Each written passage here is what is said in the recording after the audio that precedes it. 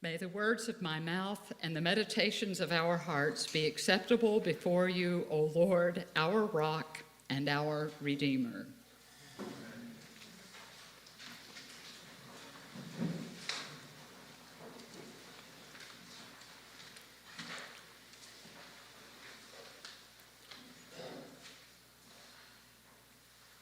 So, on the fourth Sunday of ordinary time, sorry, there's nothing normal or ordinary about time anymore to me under any circumstance.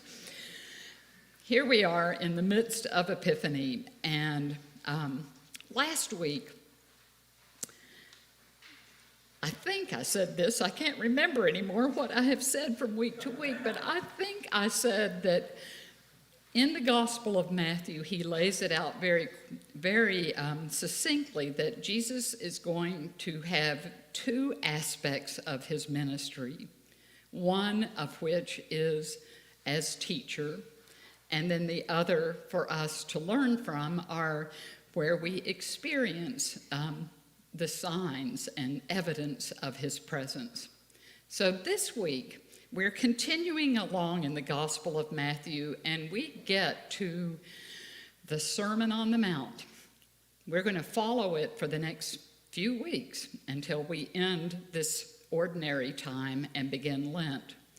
But this morning, the portion of the Sermon on the Mount that we have, I think most of us know it by the name of the Beatitudes.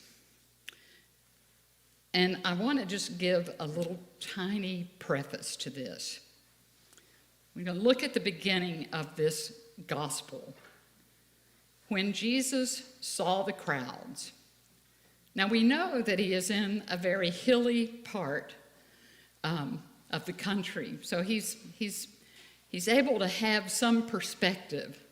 And I also told us last week that he was in a rather at least to me, a rather exciting area of the world where it was not just one religious identity, but a whole conflagration of different peoples, different cultures, and different religions. He is not speaking only to Israel at this point. It's the great leveler. He is speaking to every human being at this point. Whether they be Jewish, whether they be pagan, whether they be atheist, whether they be agnostic, whether they be whatever. So, okay, Jesus sees the crowds. He sees humanity. He went up the mountain. Does that remind you of anything? Who goes up a mountain? Thank you, Moses. I didn't hear. We might have to have Sunday school again. He goes up a mountain. Moses went up the mountain to meet God, and he receives something from God. He receives what we know as the Ten Commandments. But Jesus goes up the mountain, and he assumes the position. He sits down. He sits down, and he's assuming the place of God. He is going to be who hands and teaches, hands over his wisdom, his insight. So for the listeners of this, at least closer to the time that it was written, those images would have been they would have been made, the connections would have been made quickly. And at this point, the disciples come to him. The disciples here are in reference to the second time Moses goes up the mountain and he has to bring the elders with him. So the disciples are taking a position also. They're finding their place. Then he began to speak. Now, for the rest of this homily, I have to say I am completely indebted to a man named James Allison, who is a theologian in the Roman Catholic Church and a priest, and I have to say, I think he's probably the most important theologian of the 20th and 21st centuries. Not that I have any say on this. But he takes this line by line, and he begins with the word blessed. Now, in the New Testament, blessed can be translated as blessed, or it can be translated as happy. And he goes through why he doesn't want to use either of those words. Happy seems like just not an appropriate response. And blessed is almost fictional for us. And it's so nebulous that it's hard for our minds to get wrapped around it. So he said, even though it's not an accurate translation, I am proposing that we will hear every time the word blessed in this Sermon on the Mount, we will replace it with radiant. Radiant are the poor in spirit. It seems very different than blessed, doesn't it? So then he begins talking about what does it mean to be poor in spirit. And he made the most incredible observation that for someone like myself, I'm going to put myself in James Allison's boots. To talk about poverty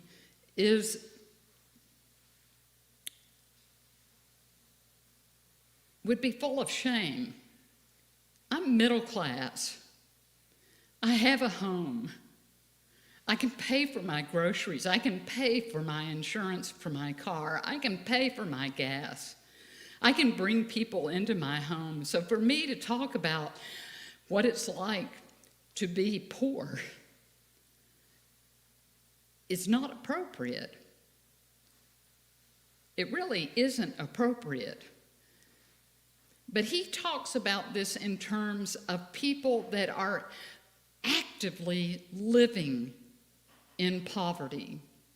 And I want to say that at this point, we're not talking about your finances, but talking about a person who lives by an inner rule of life that says, I am not going to give that much power to places of like personal finance or the areas in my life that I can block myself off from others and protect myself and have relative autonomy.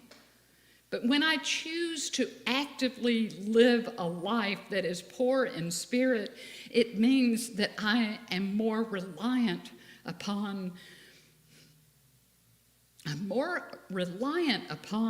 the nature of community, that we will look after each other, that we will see in our midst those that are vulnerable, those that are fragile, and to be poor in spirit means you are willing to go those places yourself. And all of a sudden, I'm not sure I'm communicating it, I had this aha moment. Now, I'm going to go on for a second. One of the things that James Allison points out by Jesus being seated and being at a place where he is not above a human being, but literally equal. Sorry, the thing's in the way. You know, we're looking at each other eye to eye here. He makes the point that this time around, God is speaking to us from our vantage point, from the grind of human life. The stuff we go through every single day. And let me tell you, some days we have great days, we don't have any problems, and some days are just I hate this thing, just overwhelming. I'm sorry, I'm so full of emotion here. But he's talking to us. God is talking to us from a place of understanding the human living in the midst of things that are difficult to navigate. Blessed are those that aren't reliant on the things that keep us protected from each other.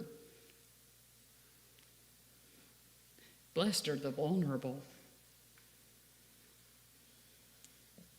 for theirs is the kingdom of heaven.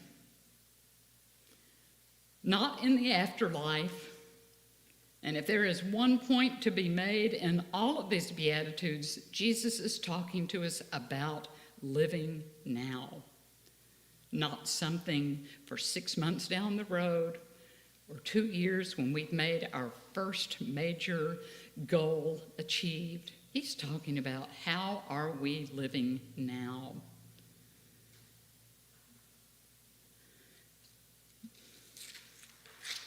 Blessed are those who mourn. Let me put it this way. Radiant are those who mourn. Any of us here going in the midst or living in our daily grind in the midst of loss? John, Donna died. You're living in the midst of loss. Do I need to go through us? Joe, your brother just died. Chris, your sister is facing pancreatic cancer. Bill, your brother just died. I'm going to go. How many of us need to go through this? And I'm not talking just about death. We go through all kinds of losses all the time. And this is not bad news. This is what happens in our daily grind. You lose a job. You lose your way. You lose your love. Maybe you go through a divorce. Or maybe you're a teenager that breaks up with your first great love. Blessed are those who mourn, for they will be comforted. And I know I've said this before at a funeral or two, but for those of us that have truly loved, none of us would have ever traded the pain that we experience in our grief for not having loved, would we? For one moment, I wouldn't give up the love I have for my sister Deb, or you all fill in the blanks. You'll be comforted. You'll be more fully human. Radiant are those who mourn. We don't think about it that way, do we? It's proof that we love. Radiant are the meek. I'm not really quite sure what to make of the meek, because I don't think I have a meek bone in my body, except for when I'm with the dogs, and they all know that I'm a pack member, not an alpha dog. So I'm going to skip over the meek. Blessed are those who hunger and thirst for righteousness. Just this last week alone, I think of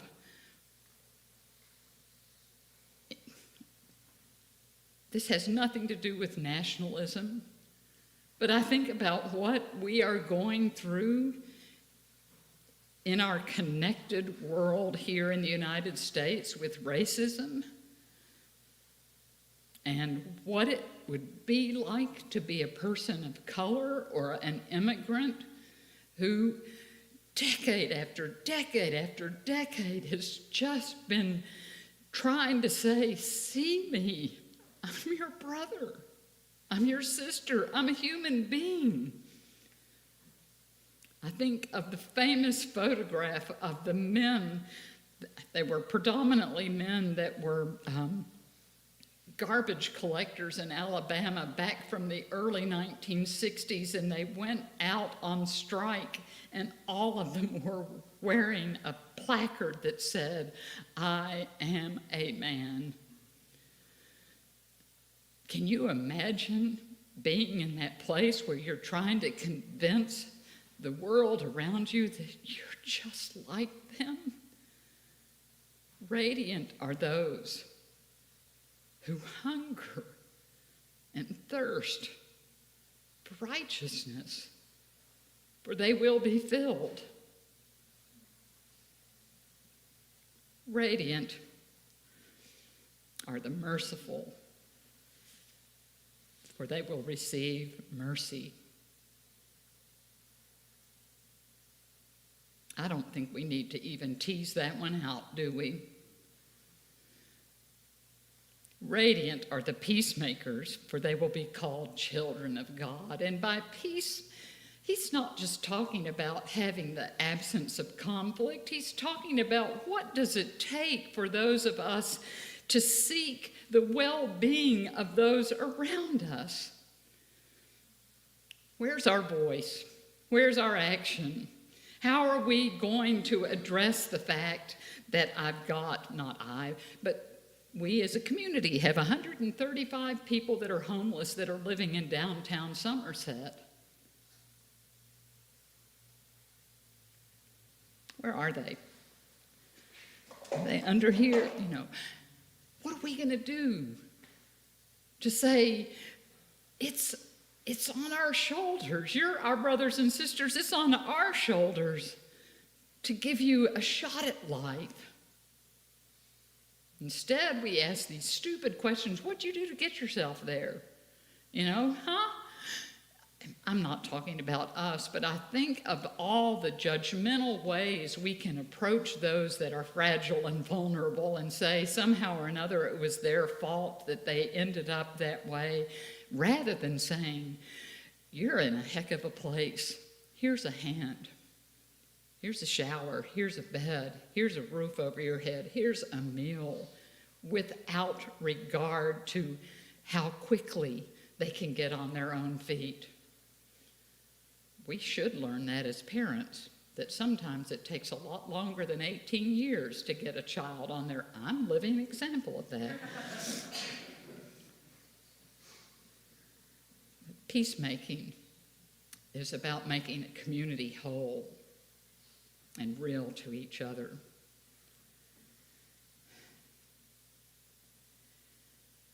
So I hear all of this and I think what Jesus is trying to teach us is not about how can I avoid the daily grind of life, because we will all go through those places and states at various times of our life, but how can we live our life and find ourselves still with hope and being aware that we are living more deeply, if not leaning more deeply into the way that God sees life.